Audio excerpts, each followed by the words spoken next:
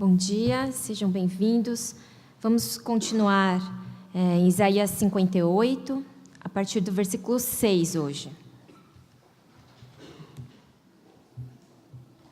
Isaías 58, versículos 6 a 14. O jejum que desejo não é este: soltar as correntes da injustiça, desatar as cordas do jugo, pôr em liberdade os oprimidos e romper todo o jugo? Não é partilhar sua comida com o faminto, abrigar o pobre desamparado, vestir o nu que você encontrou e não recusar ajuda ao próximo? Aí sim a sua luz irromperá como a alvorada e prontamente surgirá a sua cura. A sua retidão irá diante de você e a glória do Senhor estará na sua retaguarda. Aí sim você clamará ao Senhor e Ele responderá, você gritará por socorro e Ele dirá, aqui estou. Se você eliminar do seu meio o jugo opressor, o dedo acusador e a falsidade do falar. Se com renúncia própria você beneficiar os famintos, satisfizer o anseio dos aflitos, então a sua luz despontará nas trevas e a sua noite será como o meio-dia. O Senhor o guiará constantemente, satisfará os seus desejos numa terra ressequida pelo sol e fortalecerá os seus ossos. Você será como um jardim bem regado, como uma fonte cujas águas nunca faltam. Seu povo reconstruirá as velhas ruínas e restaurará os alicerces antigos. Você será chamado reparador de muros, restaurador de ruas e moradias. Se você vigiar seus pés para não profanar o sábado e para não fazer o que bem quiser em meu santo dia, se você chamar delícia ao sábado e honroso o santo dia do Senhor, e se honrá-lo, deixando de seguir seu próprio caminho, de fazer o que bem quiser e de falar futilidades, então você terá no Senhor a sua alegria. Eu farei com que você cavalgue nos altos da terra e se banqueteie com a herança de Jacó, seu pai. É o Senhor quem fala. No domingo passado, nós refletimos a respeito das razões pelas quais Deus rejeita o jejum que o seu povo está lhe oferecendo. Então, a gente pode observar isso nos versículos 1 a 5 desse capítulo 58 de Isaías que nós estamos terminando hoje. E nós vimos, então, que o problema não estava no jejum em si, mas na incoerência enquanto o povo mostrava o seu amor a Deus por meio de um grande sacrifício, talvez o maior de todos para o ser humano, que é privar-se de alimento, ao mesmo tempo em que o povo fazia isso, expressando o seu amor a Deus, ele não amava o seu próximo. Não só não amava, como explorava os seus empregados, e o seu jejum terminava em discussão, rixa e até em socos.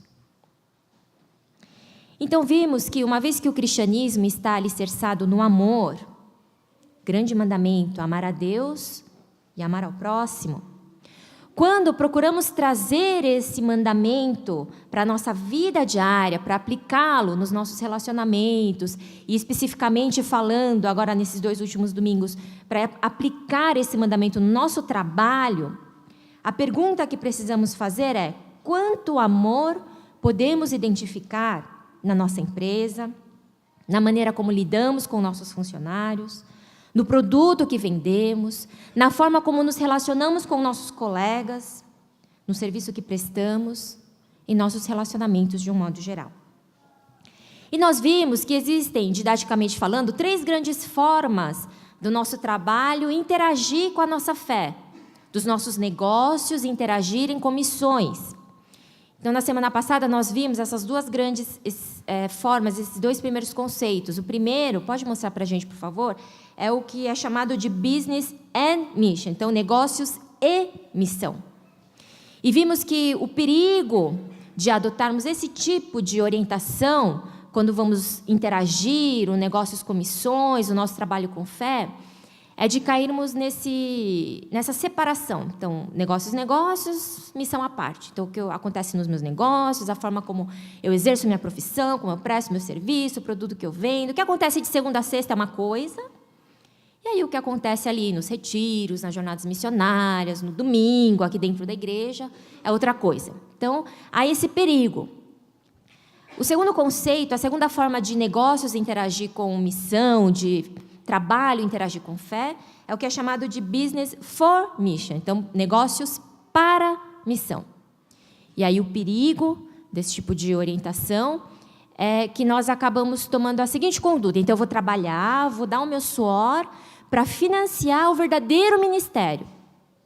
Mas não existe o verdadeiro ministério. O ministério é o mesmo para todos nós, porque todos nós fomos comprados e resgatados pelo mesmo sangue de Cristo, e todos nós somos igualmente, hoje, filhos de Deus, povo escolhido, sacerdotes, embaixadores e missionários. Cada um de nós no seu campo de atuação, na sua área de trabalho. Então, o perigo aí desse tipo de orientação é achar que existe um verdadeiro ministério. Então, o meu trabalho, ele não é o verdadeiro ministério. Então, eu posso fazer assim, de outro jeito, né?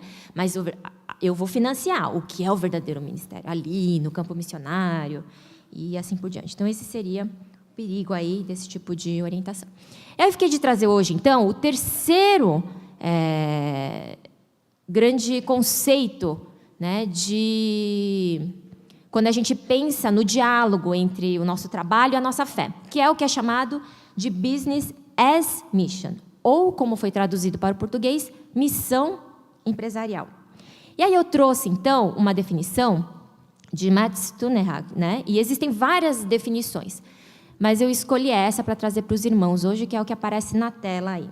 Ele diz assim: Business as Mission é um negócio real, viável, sustentável e lucrativo, que cumpre o propósito, a perspectiva e o impacto do reino de Deus, promovendo a transformação espiritual, econômica e social de pessoas e sociedades para a glória de Deus. Então, eu vou destrinchar essa definição para trazer aí, então, quais seriam as principais características do que é chamado de Business as Mission, essa terceira forma de negócios interagirem com missão, do nosso trabalho, dialogar com a nossa fé, e assim haver, então, coerência entre a nossa fé e o nosso dia a dia prático, principalmente o nosso trabalho. Então, pode mostrar na próxima tela, por favor, quais são, então, as características que definem o Business Mission? É um negócio comum, normal, viável, sustentável, lucrativo, como todo e qualquer negócio. É um negócio que tem como propósito promover os valores e trazer o impacto do reino de Deus. E é um negócio que, além de produzir tudo aquilo que é natural de todo e qualquer tipo de negócio, produtos, serviços, relacionamentos e lucro também, é um negócio que vai gerar transformação de pessoas e sociedades. E tudo isso vai trazer, então, a glória de Deus. Daí, só queria abrir um parênteses aqui para explicar, esclarecer esse conceito, que o conceito rigoroso do Business as Mission, ele inclui mais uma característica, que é a transculturalidade. Então, na verdade, quando você abre uma empresa, essa empresa ela vai ser Business as Mission quando ela tiver essas características e quando ela estiver geograficamente situada num país em que haja perseguição religiosa contra o cristianismo.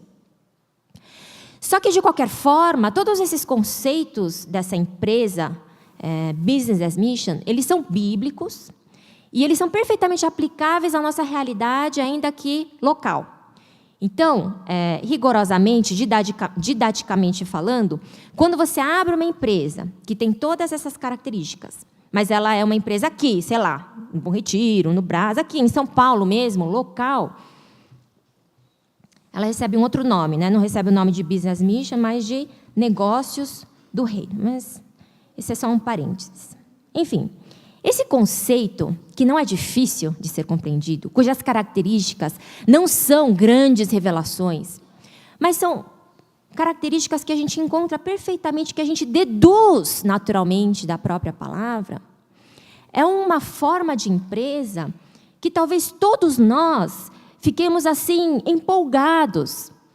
É uma forma de trabalho que talvez todos nós tenhamos o desejo de aplicar no nosso próprio dia a dia, no nosso cotidiano. Quem não quer ter um negócio que é viável, sustentável, lucrativo, essa é a melhor parte, que esteja promovendo os valores do reino de Deus, que esteja influenciando as pessoas que estão envolvidas em toda essa dinâmica do negócio, sejam clientes, acionistas, colegas, parceiros, funcionários, fornecedores e assim por diante. E esse conceito também a gente pode identificar no próprio capítulo 58 de Isaías. Então, eu gostaria de mostrar aí mais uma vez o comparativo que eu trouxe no domingo passado sobre o que é, então, o jejum. E aqui o jejum, e os seus princípios, que são tratados no capítulo 58 de Isaías, eles podem ser aplicados à nossa vida espiritual como um todo. Qual é, então, o problema do jejum, da maneira como vivemos a nossa fé, praticamos o cristianismo, e como deveria ser? E é Deus falando. Então, vamos lá. O problema ali do jejum, no versículo 3, é que eles jejuavam e faziam o que era do seu agrado próprio. Mas Deus está dizendo o quê? Que é preciso que façamos uma renúncia própria. O problema era que, enquanto eles sacrificavam a sua fome, até o seu físico, por amor a Deus, eles exploravam os seus empregados, não estavam dispostos a sacrificar o lucro a mais e uma vantagem a mais que ele podia tirar do seu trabalho e assim por diante. E Deus está dizendo que é preciso promover justiça e libertação. Outro problema era que o jejum terminava, o fruto de tudo aquilo, da forma como ele jejuava e do próprio jejum, eram discussões, rixas, brigas e até socos. E Deus está dizendo o quê? Que nós precisamos partilhar a nossa comida, vestir o nu, abrigar o necessitado, acolher aquele que nos procura. E quando nós observamos essa exortação que Deus nos faz em Isaías 58, nós podemos pensar, não, mas ninguém aqui segunda-feira acorda e no caminho do trabalho vai pensando, não, hoje eu vou dar um soco em alguém. Ninguém abre um negócio pensando, através desse negócio eu quero explorar ao máximo os empregados. Não, na verdade, é muito interessante, faz muito sentido, é muito coerente pensarmos que queremos tocar a nossa empresa, que queremos exercer a nossa profissão, que queremos nos relacionar assim, com renúncia própria, promovendo justiça, libertação. Sim, nós queremos partilhar a nossa comida, abrigar o necessitado, vestir o nu. É isso que nós queremos. Mas por que então isso não tem acontecido nas nossas vidas, no nosso dia a dia? Por que é tão difícil viver esse business as mission? Por que é difícil viver esses negócios do reino, profissão do reino, relacionamentos do reino no nosso dia a dia? E dentre todas as dificuldades que podemos apontar como causa dessa dificuldade, eu acredito que a principal delas está relacionada à nossa identidade. O que eu quero dizer é que o difícil, talvez, não seja tanto não saber como amar. O difícil, talvez, não seja tanto não saber como eu posso prestar esse serviço e produzir amor e amar o próximo. Como eu posso vender o produto ou exercer as minhas habilidades, ou tocar a minha empresa, ou me relacionar com funcionários e colegas e amá-los nessa dinâmica toda aí do trabalho, do dia a dia. Talvez o difícil não seja não saber como. Na verdade, quando a gente vai ouvindo histórias de empresas, business as mission, negócios do reino, quando a gente ouve esses testemunhos, e há muitos, a gente vê como Deus dá criatividade para o ser humano. E como cada um, de acordo com seus talentos, na realidade em que ele está inserido, em que ele se encontra, a profissão que ele exerce, ele consegue promover os valores, o impacto do reino de Deus na vida de tantas pessoas.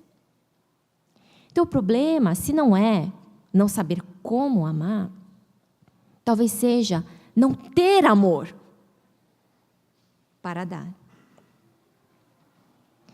E isso aponta para um problema anterior, que é a falta do conhecimento de Deus. Porque Deus é amor.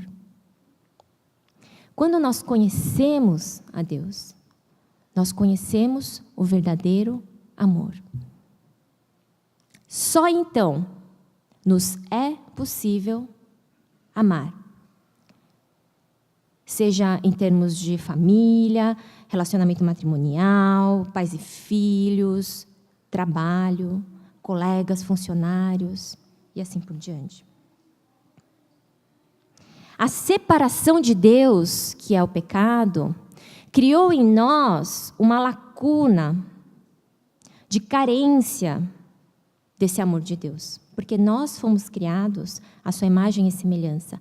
Nós somos criaturas de Deus. E fomos criados para desfrutar de um relacionamento perfeito com Deus. Isso significa que nós fomos criados para receber esse amor perfeito de Deus. Mas enquanto estivermos nesse estado de pecado e separados de Deus, essa carência de amor, ela não é devidamente preenchida. Então, o que fazemos? Nós corremos em busca de algo que possa preencher e satisfazer essa nossa carência do amor de Deus. A dificuldade é que os caminhos que estamos tomando em busca dessa cura, da cura para essa carência do amor verdadeiro, são caminhos que jamais vão nos satisfazer verdadeiramente. São, por exemplo, os caminhos da autojustiça. Eu mesmo praticando boas obras, para eu mesmo ficar feliz com mim mesmo e eu mesmo me sentir um pouco mais amado. Caminhos da autorrealização. Eu me esforçando para ouvir um elogio aqui, outro elogio ali, ou ver um trabalho bem feito, realizado, e poder encontrar ali uma segurança, uma aceitação, uma identidade, um amor. São os caminhos da ganância, da ostentação. Então vamos acumulando, acumulando e acumulando, e vamos confiando naquilo e construindo as nossas casas em cima de tudo aquilo que, na verdade, é areia.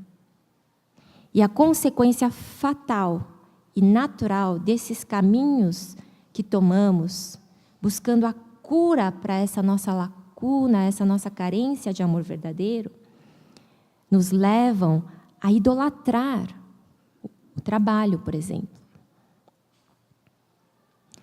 Fazem de nós escravos do consumismo.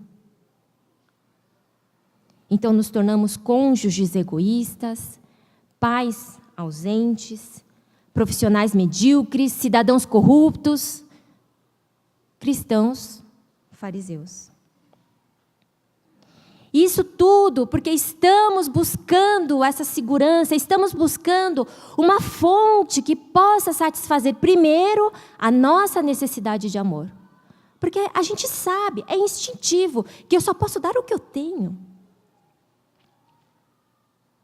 Mas se estamos, então, recebendo tudo isso atrás do que estamos correndo, reconhecimento, bens materiais, orgulho, e ainda assim não estamos conseguindo dar amor, porque quanto mais eu acumulo, mais eu sou inseguro, quanto mais eu busco reconhecimento, mais eu não me sinto amado. Então, talvez é porque essa fonte não seja uma fonte verdadeira. E Deus quer nos curar. Na verdade, Ele mesmo é a cura para essa nossa carência, a nossa necessidade de amor. Então, quando conhecemos Deus, nós conhecemos o amor, porque Deus é amor, e nos conhecemos. Então, nós obtemos identidade.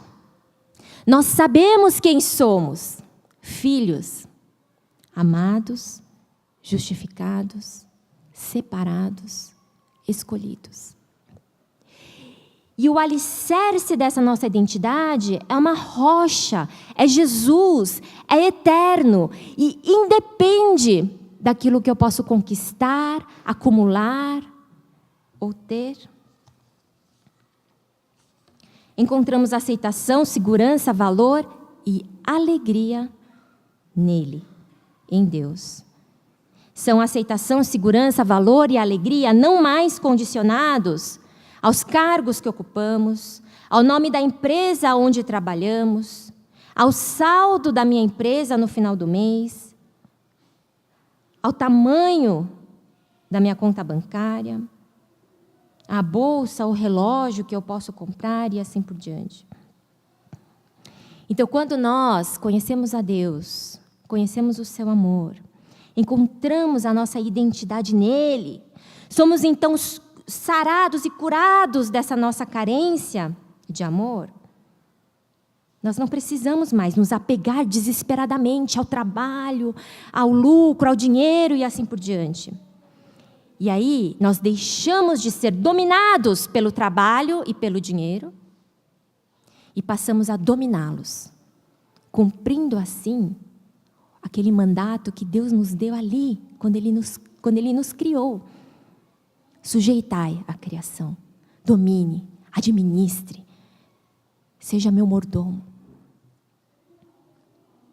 E aí, então, não vamos mais ser sugados pela rotina do trabalho, pela correria do dia a dia, justificando o maltrato com o qual nós lidamos com nossos colegas e funcionários, dizendo que é justificável, porque ele errou e por aí vai. Mas nós passamos a dominar, então, o trabalho e os frutos dele. Isso quer dizer que, às vezes, eu vou escolher perder. Outras eu vou escolher ganhar menos. Outras eu vou escolher perdoar. Em outras eu vou fingir que não vi. Sou eu agora, seguro da minha identidade em Deus, satisfeito, completo, curado da minha carência de amor. Sou eu agora, dominando, administrando essas bênçãos que Deus nos deu, do trabalho e dos seus frutos, como, por exemplo, o dinheiro. Existe uma empresa na Alemanha, é um casal de cristãos que trabalham com roupa. E eles fizeram uma parceria com uma agência missionária na Índia. E há um casal de missionários hoje cuidando e administrando uma oficina de costura na Índia. E esse casal na Índia, então, faz a parceria com esses empresários na Alemanha. E o foco do trabalho na Índia é o resgate de mulheres que são vendidas para o tráfico. Porque nessa região, principalmente, em todo o mundo, na verdade, no Brasil também, mas principalmente ali no Sudeste Asiático, esse tráfico de pessoas para exploração sexual, para prostituição, é muito intenso. Então, há vários missionários e agências missionárias trabalhando e lutando contra isso, para resgatar vidas. O trabalho do missionário Silvio, no Nepal, onde muitos irmãos já foram, é um exemplo disso. Então, esse ministério ele resgata essas mulheres do tráfico, eles cuidam dessas mulheres, eles apresentam o evangelho, eles trazem para casa. Essas mulheres passam por todo um processo de cura, restauração. E aí esses empresários da Alemanha mandam seus profissionais da moda para a Índia, é um investimento que eles fazem. E essas mulheres ensinam, esses profissionais da Alemanha, ensinam essas mulheres resgatadas a costurar. E aí elas então costuram e elas produzem a roupa na Índia, que é exportada então de volta para a Alemanha e é vendida ali. Esse negócio é um business as mission, porque é um negócio real, sustentável, viável, é lucrativo e tem causado impacto, trazido o impacto dos valores do reino, tem transformado essas mulheres e a sociedade na qual elas estão inseridas. E a grande questão e a dificuldade que nós encontramos quando falamos de abrir um negócio do reino e tocar a minha empresa, ou exercer a minha profissão, ou ingressar em relacionamentos pensando no reino, é esse padrão de sustentável, é esse padrão de lucro. Porque, como os irmãos devem imaginar, essas mulheres que são resgatadas e que estão produzindo essas roupas na Índia, o salário que elas recebem, a condição de trabalho que elas têm, são dignos. Não são como em outros lugares e outras regiões que produzem para outras grandes marcas, de escândalos após escândalos que nós temos visto aí nos noticiários e nas redes sociais. Isso significa que essa empresa da Alemanha, né, falando Alemanha, eu sei que alguns estão chateados com a Alemanha, mas é uma bênção esse casal, né? Então já passou, já acabou, né? Então graças a Deus. E o lucro que eles vão ter vai ser menor. Daí você pode me perguntar, mas é suficiente? Deus disse que sempre será suficiente. Então, talvez a dificuldade não seja, não, é porque não é suficiente. Não, eu preciso ser escravo do trabalho. Eu preciso me matar de trabalhar. Eu preciso sacrificar todos os meus relacionamentos, a minha família, pelo trabalho, porque se eu não faturar um X, eu não vou conseguir sobreviver, será? Com dignidade? Ou o problema é manter o padrão de vida que estamos vivendo?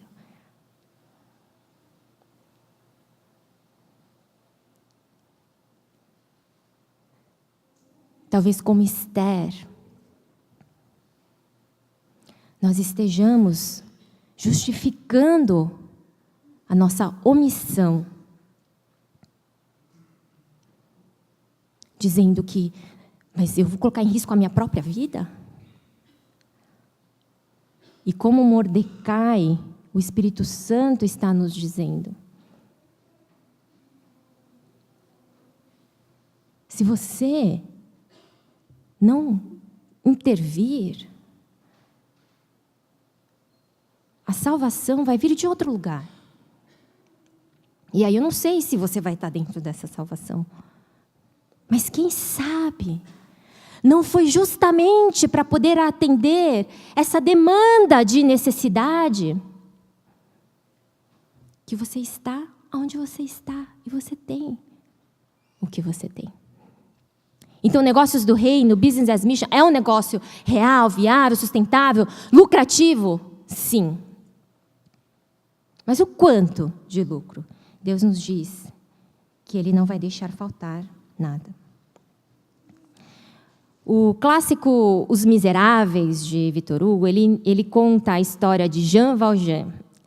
E no início do enredo, nós vemos que esse Jean Valjean, ele passou 19 anos nas galés, né, na prisão ali.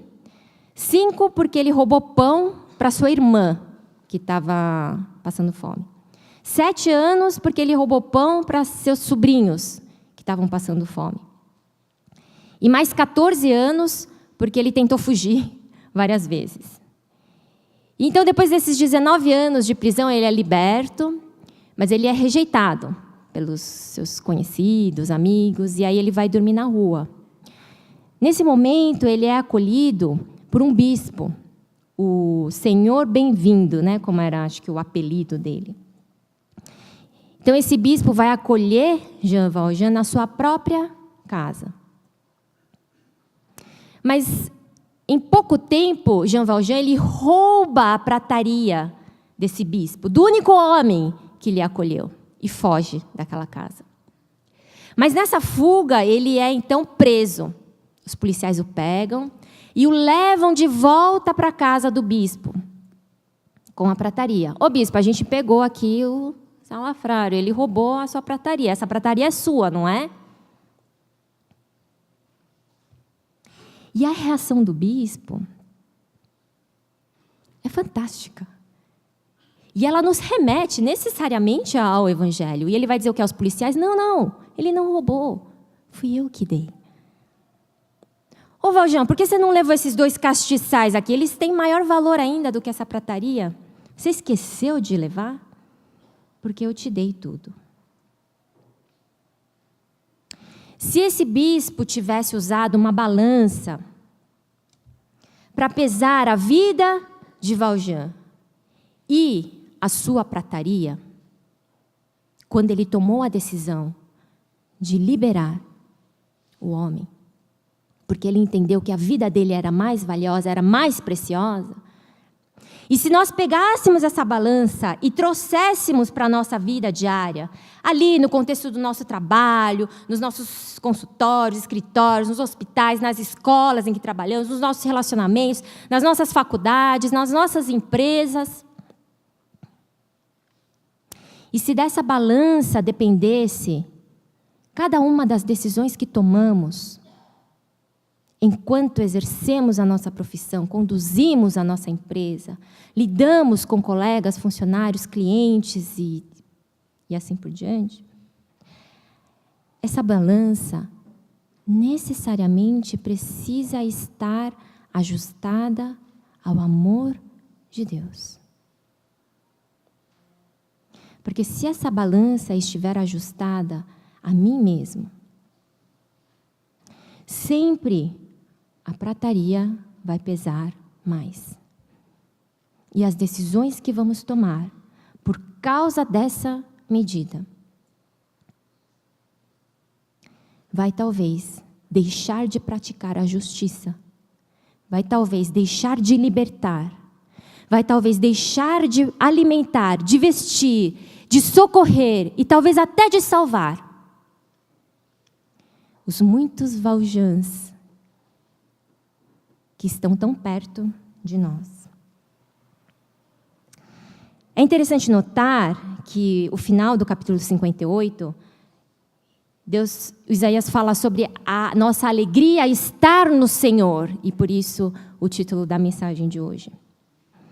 O que é interessante, na verdade, é que o processo não funciona assim. Quando você descobrir a sua alegria no Senhor, então, a sua satisfação, a sua razão de ser, você se completa em Deus. Aí você vai começar a partilhar a comida, a vestir o nu, a ajudar o necessitado, a praticar justiça. Não. A ordem é inversa. Isso é muito interessante. Ele diz: pratique a justiça, liberte da opressão, divida as suas coisas, alimente, ajude. E então, você terá no Senhor a sua alegria. O que isso significa? Significa que à medida que vamos nos desprendendo, sendo desintoxicados de toda aquela parafernália que nós acumulamos e em busca da qual nós estamos vivendo freneticamente, inclusive trabalhando freneticamente, que nos impedem de ver quem Deus é, o seu amor, e por isso quem nós somos. Quando nós nos livramos de tudo isso, quando somos libertos de nós mesmos, do trabalho opressor, da injustiça, do egoísmo, da idolatria ao trabalho, da idolatria ao materialismo, do consumismo, vamos sendo aliviados. E descobrimos e conhecemos a essência da vida, nossa identidade, o verdadeiro amor demonstrado através de Cristo.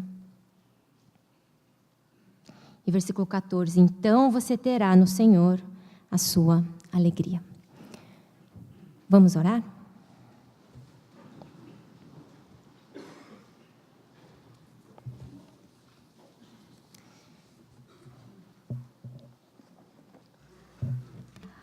Amados, amemos uns aos outros, pois o amor procede de Deus.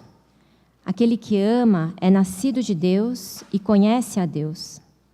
Quem não ama, não conhece a Deus, porque Deus é amor. Foi assim que Deus manifestou o seu amor entre nós. Enviou o seu Filho unigênito ao mundo, para que pudéssemos viver por meio dele. Nisto consiste o amor. Não em que nós tenhamos amado a Deus, mas em que Ele nos amou e enviou seu Filho como propiciação pelos nossos pecados. Amados, visto que Deus assim nos amou, nós também devemos amar uns aos outros. Ninguém jamais viu a Deus. Se amarmos uns aos outros, Deus permanece em nós, e o seu amor está aperfeiçoado em nós. Senhor, nós queremos te pedir uma revelação mais profunda, mais concreta mais lúcida a respeito de quem Tu és, do Seu amor, para que possamos, então, ter a nossa identidade descoberta e alicerçada em Ti, em quem temos segurança, em Ti, em quem somos aceitos, em Ti, por quem somos amados. E que assim possamos, então, ser instrumentos de amor neste mundo, para a Tua glória. Em nome de Jesus.